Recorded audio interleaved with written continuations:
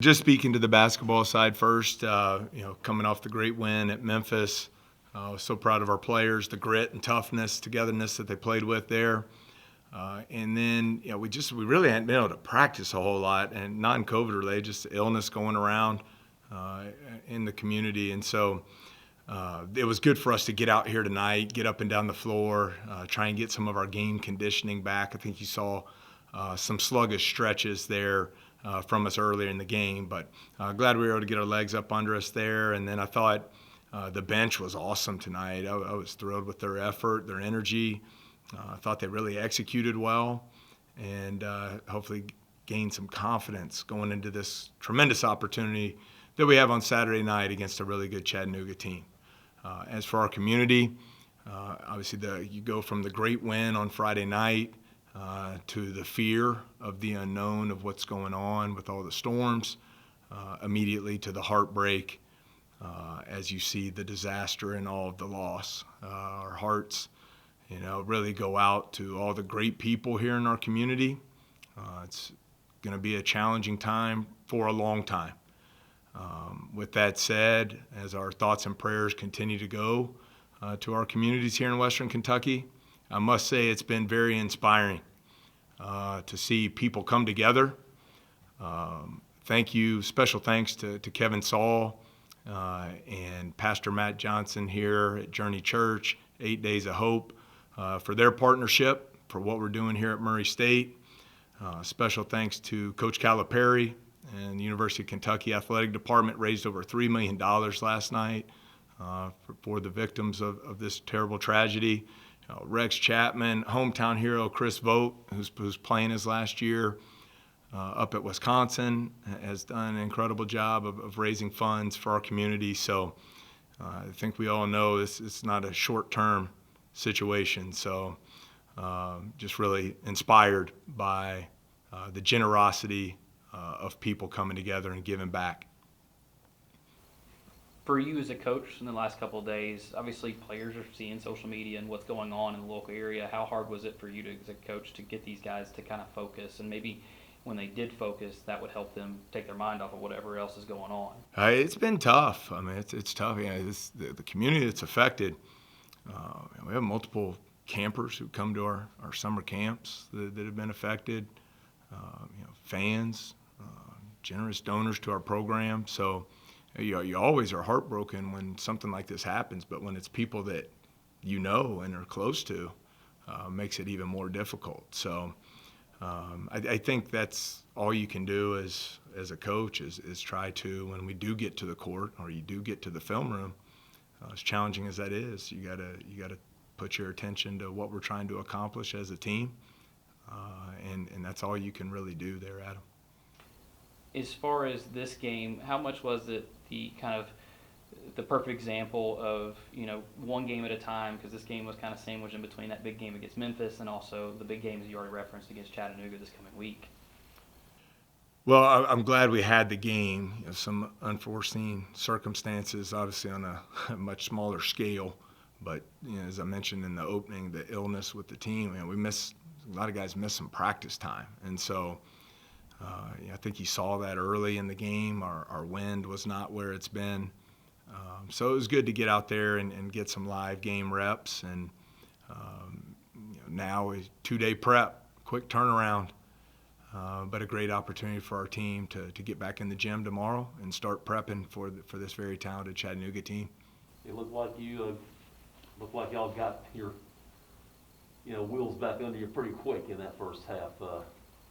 Particularly late in the first half. Well, I mean, I hate, John, to single guys out always. It's about the team. But I was thrilled for DeQuan Smith. I thought when he came in the game, the whole thing changed at both ends of the court, not just the threes he hit. Played with great energy. He was sprinting the floor. He was all over the court defensively. I've never seen a line. We had some guys in that plus-minus category when they were on the floor. Plus 30, plus 35, that's hard to do. When DeQuan was on the floor tonight, we were plus 60. That was his impact on the game.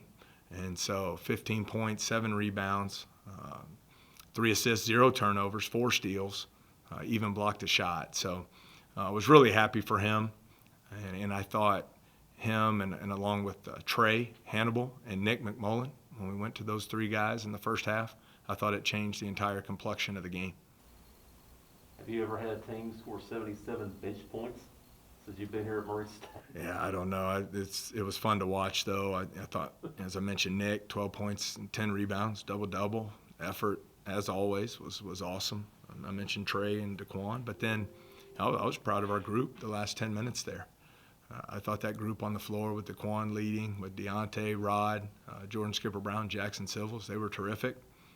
Jackson really shot the ball well. I thought Skip really executed well.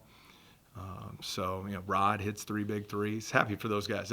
Rod and Jackson, those guys are on they work. I mean, they're in the breakfast club every morning. They're committed to the process. They're not looking for this microwave where, it all happens for me overnight. They'll be in that gym tomorrow morning at breakfast, guarantee it. And that's why they'll keep getting better and keep having such a great impact on our team. What can you tell us about what you know about Chattanooga? Ooh, man, top 3 offensive rebounding team in the country. And we went down to Memphis. They were, I think, 11th in the country in offensive rebounding going into that one.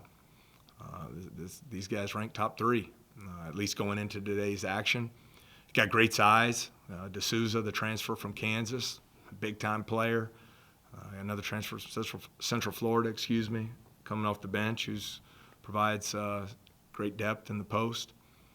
Malachi Smith, who's played here, was on the Wright State team that came here a few years ago.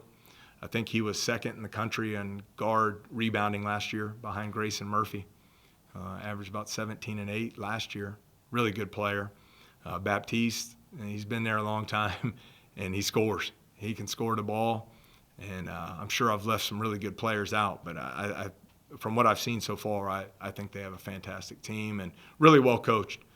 They slow the game down. They try and grind it out. They're very physical. I think probably the most physical team we've seen so far from what I've seen.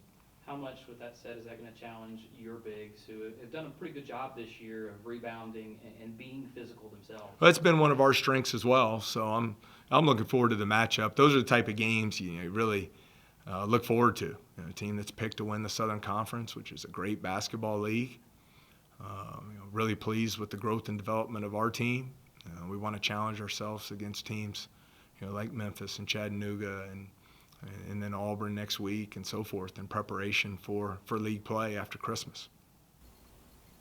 Coach, you've got 15 days left till conference starts. It's still not an easy road with these non-conference games left, still, is it? No, I think you look at Memphis, you saw what they did last night against Alabama. You go to Chattanooga here at home next. A team that going into the day was number 30 in the net in the country.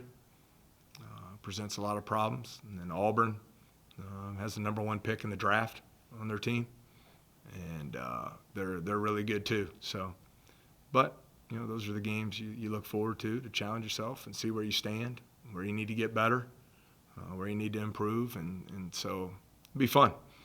I'm looking forward to Saturday night, and really appreciative of all the great support here.